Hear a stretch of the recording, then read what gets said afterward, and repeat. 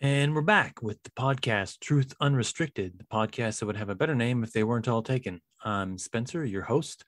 Today will be just me again, but the topic is, I hope, more engaging. Just a reminder that the email address for any gripes, complaints, reminders of historical inconsistencies or inaccuracies, and carefully consider rebuttals to anything I say here is truthunrestricted@gmail.com. Before I get to the topic, I want to admit before I start that I will be skirting the edge of one of the podcast rules today, in that usually I try to avoid mentions of Hitler and the Nazis. The intent of this rule is to avoid the game of social exaggeration that leads to one side in an argument on the internet comparing the other side to Hitler and the Nazis.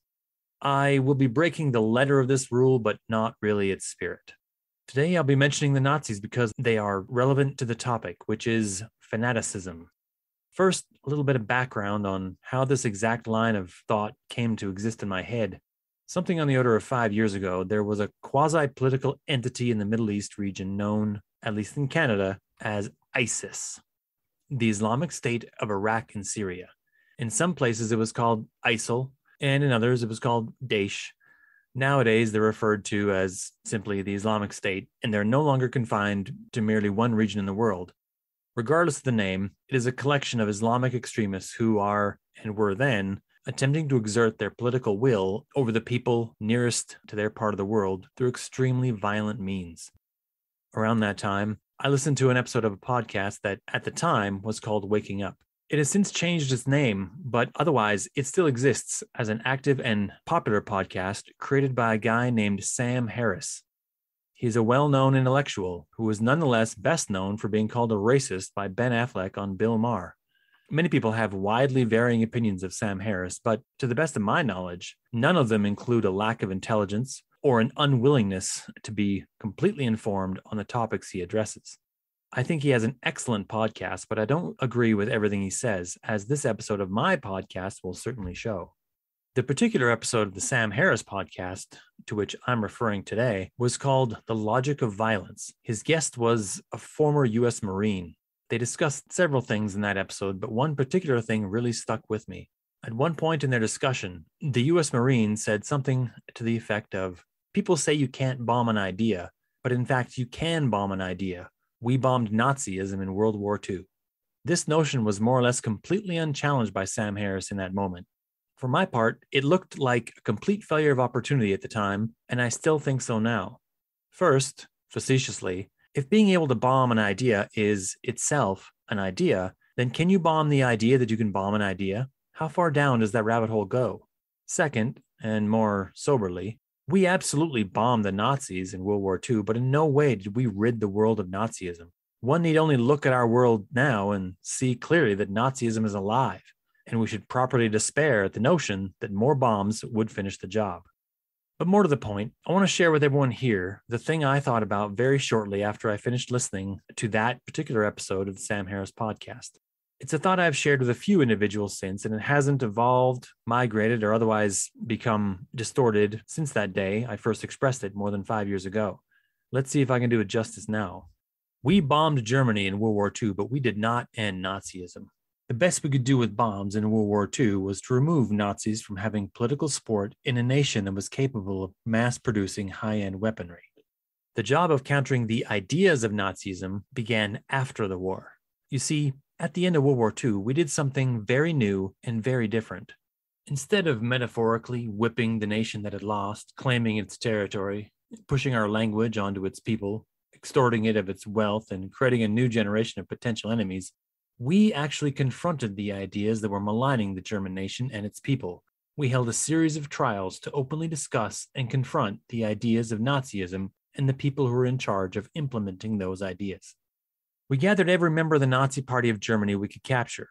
We investigated their activities over the course of the war. We laid charges for enacting a war of aggression against peaceful nations and for planning and participating in genocide. The highest-ranking member of the Nazi Party that was both captured and put on trial at Nuremberg was a man called Hermann Göring. Many other very highly ranked and very influential members of the Nazi Party were present at Nuremberg, but we usually focus on Göring. During the Nuremberg trials, many questions were asked of many Nazis about what they knew and when they knew it. Many of the answers saw the defendants dissembling, providing overly complicated answers to simple questions so as to confuse the situation, claim ignorance about very particularly gruesome acts, and a lot of general claims of, I was just doing my job, or I was just doing what was expected of me.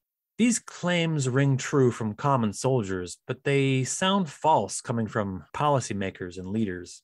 To believe them is to believe that people leading a nation don't have any power to influence the country they are meant to be leading. At the Nuremberg trials in particular, I note the one thing that wasn't present: a true martyr. Much as present-day fans of Hitler would like to rise up in his shadow and take private glee in quoting him and dog whistling to each other about his birthday, his initials, and his infamous 14 words, the real point that must be driven home to them is his complete lack of responsibility for his actions. Regardless of whether he died in Berlin while the Soviets stormed the city or was secreted out so that he could live on, he did not raise his head in defiance to the forces that opposed him from that point forward. And neither did Göring. Neither did any of the Nazis on trial at Nuremberg.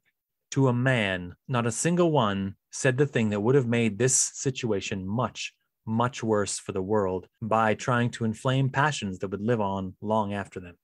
These words would have sounded something like this: I led my people to the very best of my ability. I made decisions for my nation that gave my people the best opportunity for future success. If given the opportunity to do it all again, I would change nothing. In fact, if anything, I would work even harder to achieve the same set of goals. I stand here today to spit in the eye of those who would prevent that ultimate goal for humanity, for that outcome would be best not only for my people, but for all people. Do your worst. Those words would have made Hermann Göring, or Himmler, or Hitler, or any one of a long list of powerful and influential Nazis, Goebbels, Bormann, whoever, truly immortal. It would have given modern-day followers of their malign set of ideas a central point to galvanize them. It would have created something akin to a religious movement with its own set of true fanatics. And though we consider the Nazis to be fanatical, the ones on trial at Nuremberg clearly were not. The truth is that they were just sycophants, looking for power, like all the autocrats who came before them.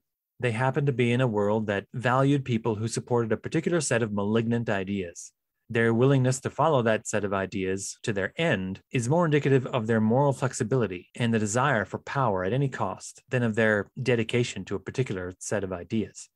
If Hitler had instead claimed to be a Jew, and that the Jews were actually Supermen, and everyone who wanted to properly advance in Nazi Germany had to show their true Jewish roots and get with his program of exterminating the gypsies and the zealots of the established religions, Göring and the others would have been poring over their family trees, looking for pictures of people with larger than average noses so that they could claim their rights to bask in the glow of the upper echelons of power. Simply put, not really fanatics. It might be worth noting that many of the highest-ranking Nazis committed suicide before they could be hanged in judgment for their crimes. Göring swallowed a cyanide tablet in his cell the night before he was meant to face hanging. Himmler bit into a cyanide capsule on the day that he was captured. Hitler's death has more speculation. If you believe he died to Soviet mortar fire, requires you to believe the stories of the people occupying his bunker. According to them, he deliberately waited outside his bunker for the shells to obliterate him. None of his remains could be found, nor did anyone expect to find any. If he had instead escaped and managed to survive, it would only serve to increase the magnitude of his cowardice. But let's switch this up a little. I started this by talking about ISIS. 5 years ago, ISIS's influence in the western Iraq and Syria region was about to completely collapse and had been in decline for some time. As of this moment, the Islamic State exists more as an idea whose virtual flag has been hoisted in a large number of disparate countries and regions throughout the world. Let's say, for a moment, that it would have been possible to surround and isolate the leaders of ISIS, to separate them from the machinery of power and influence the way we did in Germany at the end of World War II, to capture them alive and then hold a new set of trials in the same way we did at Nuremberg. We don't know what really would happen if we had managed to do this, because, of course, it didn't really happen that way. But think for yourselves what might have happened if it had. Would we have had a line of Islamic State leaders and generals tripping over themselves for the opportunity to distance themselves from the most terrible and atrocious things we absolutely know that ISIS did? Would we see them trying to claim that they didn't know about the beheadings of civilians and the genocide of Yazidis? Would we see them claim a sense of duty as motivation for their actions rather than a hatred of anyone who wasn't willing to show their same level of religious conviction? Or would we see one, at least one, maybe more, say something like this: I led my people to the very best of my ability. I made decisions for my nation that gave my people the best opportunity for future success. If given the opportunity to do it all again, I would change nothing. In fact, if anything, I would work even harder to achieve the same set of goals.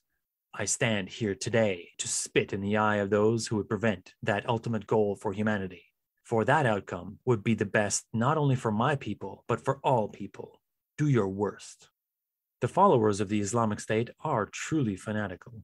They believe that the path they are on will lead to true salvation for their immortal souls, and they care nothing for the outcomes of themselves or anyone else here on earth. The ideas they have pushed into the world have ignited the passions of would-be warlords and militaristic demagogues in well over a dozen other countries. Bombing them in Syria may have prevented them from more atrocities in that space, but the work to counter their ideas hasn't even really started, and I don't currently see a lot of effort being put into it. Let's turn that context dial just one more notch. We often look at things in other nations from our own perspective in what is generally referred to as the West. So, what of our own convictions? What would have happened if ISIS had been able to overwhelm and overrun a nation that could be described as a Western democracy? In this hypothetical scenario, they round up all of that nation's leaders and they decide to put them on trial for following the ideas and ideals upon which Western democracies are founded. Picture it happening in whatever country you happen to live in now, no matter which one. Picture your leaders sitting in a line on a bench, listening to absolutely accurate testimony about the nature of the voting system, how laws are written, decided, and judged, how women are allowed to vote and drive and wear almost anything they want, how the courts allow the accused to face their accuser and are protected from government overreach and vindictive prosecution. Generally, how free the people are in that place.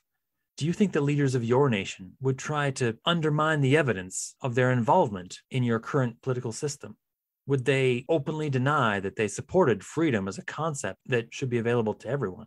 Are they sycophants the same way that Goring was, merely following along with a set of ideas that would give them the most power?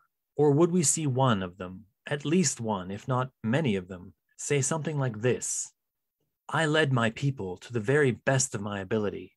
I made decisions for my nation that gave my people the best opportunity for future success. If given the opportunity to do it all again, I would change nothing. In fact, if anything, I would work even harder to achieve the same set of goals. I stand here today to spit in the eye of those who would prevent that ultimate goal for humanity. For that outcome would be the best not only for my people, but for all people. Do your worst. The minds of the fanatics are never changed by the prospect of death or the crushing reality of military defeat. They chalk those losses up to the disadvantages they couldn't control and the lack of commitment from other people who might have helped them. Don't get me wrong, their violence needs to be countered. Their ability to propagate acts of terror needs to be removed. But after all that work is done, the real work has to begin. To say that you can end an idea with violence is to say that you could kill everyone who ever knew about the existence of that idea. And let's not forget, you need to burn every scrap of paper that contains it. In the context of the internet, this is already impossible. Ideas are only properly countered by better ideas. When ideas are bad, we need to point out why they're bad, not simply that they're bad. Today, I'm pointing out that the idea to bomb ideas is itself a bad idea. Someone should tell Sam Harris. Until next time.